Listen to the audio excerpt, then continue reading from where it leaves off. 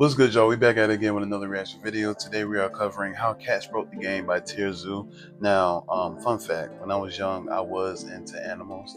I used to watch PBS Kids when Sububu Fu was on and Animal Planet between, learning the animals, and then they had certain game shows back in the day when they did animal trivia and things of that nature. But we're gonna see what this is talking about. If y'all still here for the video, like, share, comment, and subscribe to me. We're trying to get to 2K, 10K by the end of the year. Let's get that right on that.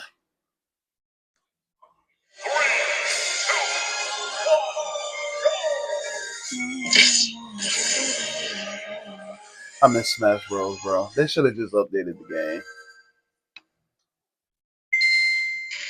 This game's tier list can seem pretty set in stone sometimes. Oh. But in reality, major shifts in the meta can happen extremely quickly, especially when new resource hotspots and points of interest open up. Builds which are well adapted to capitalize on these flashpoints can see dramatic ascensions on the tier list. One such event occurred when humans unlocked the food storage ability. This greatly improved the humans' survivability by giving them a consistent source of XP even during harsh winters or famines. That is, if they could defend their stockpiles. These stashes were incredibly valuable, and could easily support entire colonies of rats and sparrows if improperly guarded. And while these Neolithic humans did have some techniques they could use to try and protect their precious grain on their own, ultimately their saving grace came in the form of a previously low-tier predator build that was barely scraping by in the North African savannah, the Wildcat. A build which, once domesticated, would go on to become one of the most oppressive, overpowered predators in the current meta. But what is it about the house cat that makes it such a dominant threat? And how was it that the wildcat became better suited at taking advantage of pest infestations than other builds? To really explain the success of the house cat, we need to go way back and start our story just after the Miocene balance patch. This update granted mammals access to a new ability called Carnassial Teeth, a side grade of the Dentition skill tree, which allows users to gain bonus XP from carcasses and carrion sources. This may seem like a minor thing, but it completely changed up the metagame and made hyper-carnivorous builds a lot more viable, Yeah, I can see that. giving rise to a new archetype called the Carnivoran, a group which includes many of the most popular predator builds in the current meta. Carnivorans are divided into two factions, Caniforms and Feliforms. Caniforms are more generalist in nature and invest a lot into the olfaction skill tree, letting them track the sense of whatever they need, be it scavengable carrion, prey, fruit, honey, water, or teammates, from a great distance. They also tend to have a lot of stamina, allowing them to run for long distances without tiring. Feliforms, on the other hand, doubled down on the Carnivoran archetype's original strategy. They spec'd into even more abilities meant to crank up the efficiency of the hyper-carnivore game plan. The ability Tongue Papillate if I ever come back to Earth, I don't need to be an animal, bro. I don't want to deal with wildlife. That should not be a part of my nature. Tend to focus more on their hearing and eyesight abilities. This doesn't help them scavenge, since things like carcasses and berries don't make sound, but it does make them incredibly good at detecting hidden prey. Also, in keeping with the Carnivoran's first major advancement, Feliforms also focus a lot more heavily on specialized dentition, optimizing their bite attacks to deal massive puncture damage, and more effectively hold onto prey so the user can deal bonus damage with their claws. Throw in a few more ambush-focused abilities like retractable claws and camouflage fur patterns, and you've arrived at the modern Felid, easily one of the most successful stealth assassin builds the game has ever seen. Bro, a whole cat is messing with a gator, during bro. the Ice Age expansion, Felids were such a dominant threat that many other predator builds had trouble competing with them at all. In the current meta, cats remain incredibly dominant in virtually every major terrestrial server. I believe Basically every cat, including the ones I like to throw shade at, is a threat. Not just to those of similar weight class, but even to builds that vastly outweigh them. Although their power stat tends to be fairly modest among Carnivorans, through efficient use of critical hits, a skilled Felid player can take down just about anything. While the majority of the Felid player base was off rampaging through the upper weight classes, Jaguars don't play. An offshoot of the faction opted to forego larger size and instead chose to spec into a few new abilities, meant to capitalize on exploiting the weaknesses commonly found in the lower weight classes. So let's finally start unpacking what makes the house cat so overpowered. We'll begin with a quick look at the cat's stats. We've got a build with upper mid-level intelligence, low defensive stats, decent damage, above average stealth, high mobility, and excellent perception. Right off the bat, something that might jump out at you is, well, the fact that nothing jumps out at you. Cats are supposedly some of the most broken predators of all time. And yet none of their stats seems all that busted on their own. It's no Top tier problem. builds tend to have at least one stat that is so high it completely invalidates the strategies of other players. But no, cats aren't able to use tools, they don't have a bone-crushing or venomous Why y'all bite, showing DK they in real can't life? change colors, they can't tank attacks for days, they can't echolocate, and so on. So no obvious answer here. Next, let's check out their unique abilities. Okay. We talked about a few already, including the abilities that buff the XP rates from meat sources. These should not be understated, as without them you can pretty much entirely write off the viability of this build. Cats, and all other mammals, have the warm-blooded trait. This grants them greatly improved stamina regen rates, greater resistance to cold damage, and a bunch of other useful perks, but at the cost of much greater upkeep requirements, meaning they need to secure kills much more frequently than similarly sized cold-blooded builds. Without these abilities granting the cat bonus XP from meat, it would be very difficult for them to keep up with their energy needs, even with how efficient cats are at hunting. Damn. Cats can also move extremely quietly due to their soft toe pads and retractable claws, enabling them to easily get within striking range of prey through smart use of cover and line of sight. But okay, all types of cat, large and small, have those abilities. How about something more unique to house cats? For that, let's look at their primary perception-based ability, slitted pupils. This ability grants house cats extremely precise depth perception, greater than all other fields. This allows them to perfectly judge the optimal pouncing distance, massively increasing their odds of landing an immediate critical hit and incapacitating their target before it has a chance to respond. So even though the house cat's base damage isn't broken in and of itself, when a house cat goes on the offensive, it can certainly look that way. This strategy is what has led to the complete collapse of several messes with a toad, bro? amphibian, reptile, bird, and mammal factions, as it truly is that oppressive. Now, while we were first looking at the cat's base stats, one thing you might have assumed right away was that the cat's lower defensive stats are its main weakness, and that cats function as a sort of glass cannon, with very little counterplay options. Pretty much. You might also assume that given the cat's high mobility, their primary defensive strategy is simply to run away when they feel threatened. Yeah. And while their top speed is often enough to escape danger when needed, instead, cats employ their mobility stat defensively in a different way. This is where one of the most shockingly effective aspects of the house cat manifests. House cats use their incredible agility to stand their ground.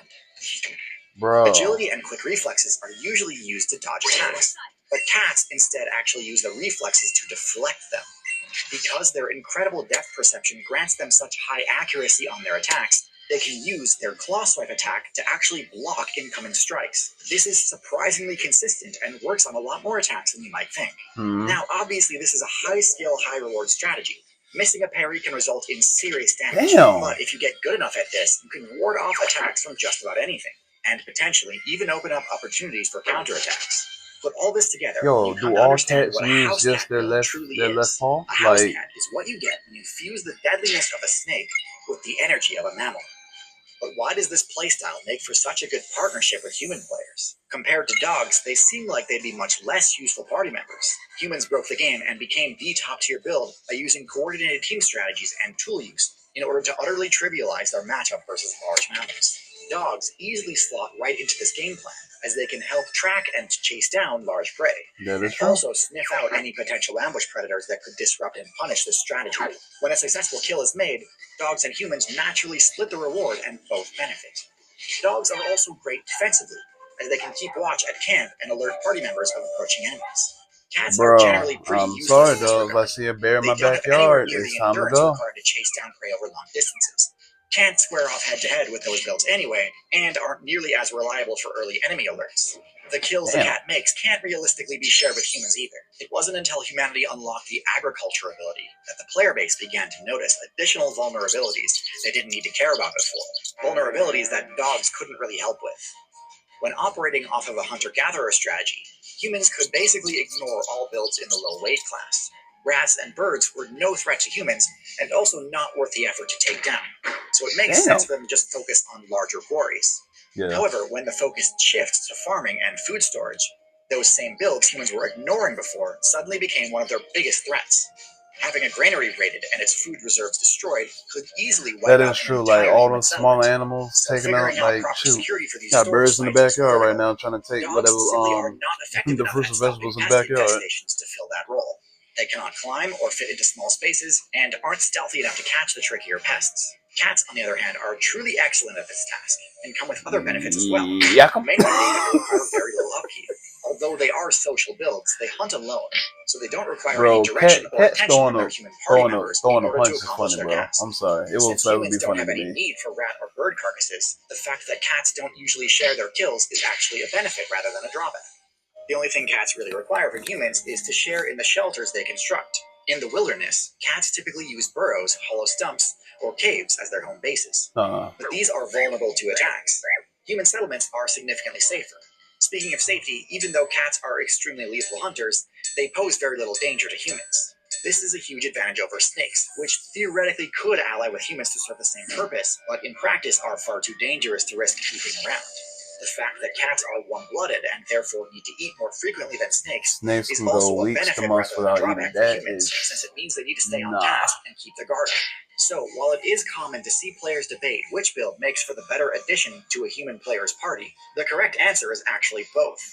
Dogs are a huge help in the large creature matchup, while cats cover your weaknesses in the small creature matchups. Yeah. Having both in your party covers all of your weaknesses, and enables human settlements to use a hybrid playstyle of both hunting and farming. So if you're a human main trying to construct the most optimal party comp, the only real question is how you'll keep the dog and cat players from fighting each other. Now, knowing which traits and abilities to invest in can be a difficult choice. Luckily for you, I've partnered with the game Cell to Singularity to provide you the perfect training simulation. Cell to Singularity is a scientifically accurate, non-fiction idle clicker game where you begin as a single cell and have to unlock traits to evolve your biology, increase your intellect, and invent new technology in order to conquer the universe and reach the ultimate singularity point. It's a relentlessly fun idle game that had me hooked for weeks. I love the charming low-poly 3D animals that you unlock as you progress through the Tree of Life. In fact, I liked this game so much that we actually decided to partner up and build an entirely new limited-time game expansion, focused entirely on exploring the adaptations that allowed cats to conquer the planet. It's free to play and available on Steam, iOS, and Android. We worked closely together on this cat event, so see if you can recognize and remember some of the important special abilities that I mentioned as you play through it. If you do manage to get far enough in this event, you'll even unlock a special TierZoo themed badge, which will permanently give your simulation a valuable speed buff. So please do check this one out, because I genuinely have never been so excited for a brand partnership before. This one really is special to me, and I guarantee you'll have fun. I just hope y'all know I'm letting all this slide right Again, now. It is completely free to play. Just this so once. Click or tap on the link in the description, or scan the QR code on screen now. Thanks again for watching, and as always, good luck out there. Just that once. I'm gonna let it slide. Y'all can ain't no sponsors over here, but we're gonna let that slide for once. Anyway, yeah, you always think about cats that they're more independent than dogs, but in reality they do watch the yard, because once they realize it's their home, they're gonna protect their home. So if y'all like this video, like, comment, share, subscribe. I'll see you next time.